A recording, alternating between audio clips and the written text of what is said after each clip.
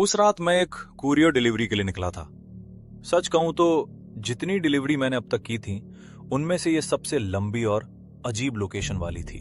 जिस courier office में मैं काम करता था, वहां से वो पता लगभग 25 मिनट दूर था।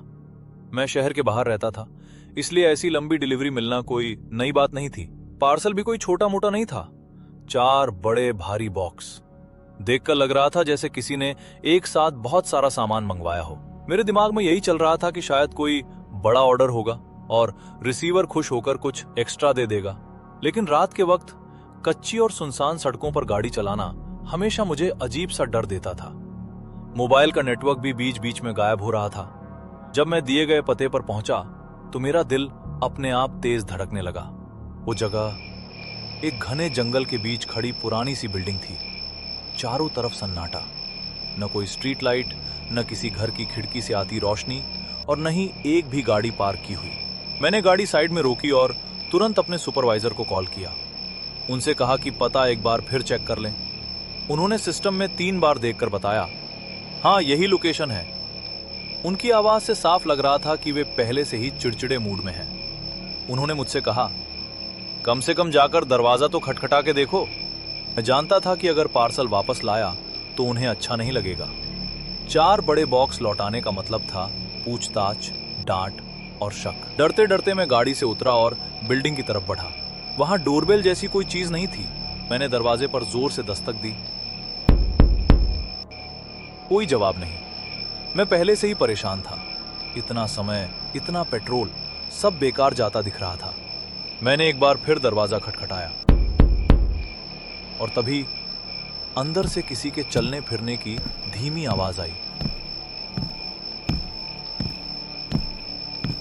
मेरी सांस अटक गई। मैंने ऊंची आवाज में कहा, कुरियर है, डिलीवरी। अचानक सब कुछ शांत हो गया। उस खामोशी में कुछ ऐसा था जो सीधा दिल में चुभ रहा था।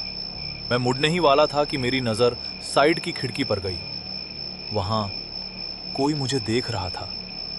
मैं ये नहीं समझ पाया कि वो आदमी था या औरत। बस उनकी आंखें दिखाई दी, असामान्य रूप से खुली हुई, बिना पलक झपकाए, सीधे मेरी तरफ घूरती हुई। मेरे हाथ कांप गए। मेरे हाथों से पार्सल गिर गए और मैं बिना पीछे देखे अपनी गाड़ी की तरफ दौड़ा। मैंने चाबी घुमाई। गाड़ी स्टार्ट नहीं हुई। दूसरी बार नहीं, तीसरी बार किसी तरह इंजन चालू हुआ। मैं घबराहट में गाड़ी को घास से निकालकर कच्ची सड़क पर ले आया। लेकिन तभी मुझे महसूस हुआ कि गाड़ी अजीब तरह से हिल रही है, जैसे कुछ घसीटा जा रहा हो। फिर बाहर से तेज रगड़ने की आवाज आने लगी। मैं ज्यादा दूर नहीं जा पाया। गाड़ी झटके खाकर रुक गई। डरते डरते मैं बाहर उतरा और जो मैंने देखा वो आज भी मेरी नींद छीन लेता है। मेरे चारों टायर काट दिए गए थे। सिर्फ आगे के नहीं, चारों। रिम से अलग, पूरी तरह बर्बाद। अभी मुझे एहसास हुआ, जब मैं दरवाजा खटखटा रहा था, कोई बाहर ही था। मैं भागने के बजाय तुरंत गाड़ी में वापस बैठा और दरवाजे लॉक कर लिए। मेरे चारों तरफ सिर्फ जंगल था, इतना घना कि अंधेरा निगल रहा था। मैंने कांपते हाथों से 100 पर कॉल किया। ऑपरेटर ने मुझे शांत रहने को कहा और बताया कि पुलिस रास्ते में है। उसने साफ कहा, गाड़ी से बाहर मत निकलना। मैं फोन लाइन पर ही था। मेरा पूरा शरीर कांप रहा था। और फिर वो पल आया। मैं हर खिड़की चेक कर रहा था, तभी मेरी नजर रियर व्यू मिरर पर गई। वहां वही शख्स था, वही आंखें, अब पहले से भी ज्यादा खुली हुई। इस बार साफ दिखा, वो एक औरत थी और उसके चेहरे पर धीरे धीरे एक खौफनाक मुस्कान फैल रही थी। मैं चीख भी नहीं पाया। अचानक मैंने दरवाजा खोला और जंगल की तरफ दौड़ पड़ा। शोर, पत्तों की आवाज, कुछ भी मायने नहीं रखता था। कुछ दूर जाकर मैं एक गिरे हुए पेड़ के पीछे छिप गया। अपनी सांसें दबाने की कोशिश करता रहा। घंटों बाद दूर से सायरन की आवाज सुनाई दी।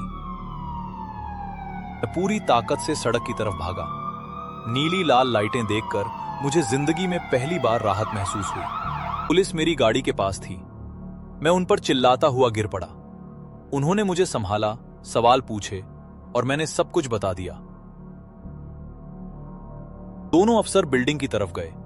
कुछ देर बाद लौटे।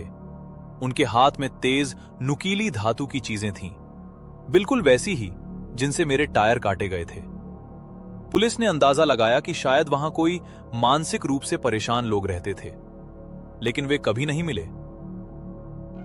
उस रात के बाद मैंने कुरियर की नौकरी छोड़ दी। आज मैं एक लोकल स्टोर में काम करता हूं, लेकिन मुझे पता है कि मैं अपनी कार के पीछे उस औरत को देखने की बात कभी नहीं भूल पाऊंगा।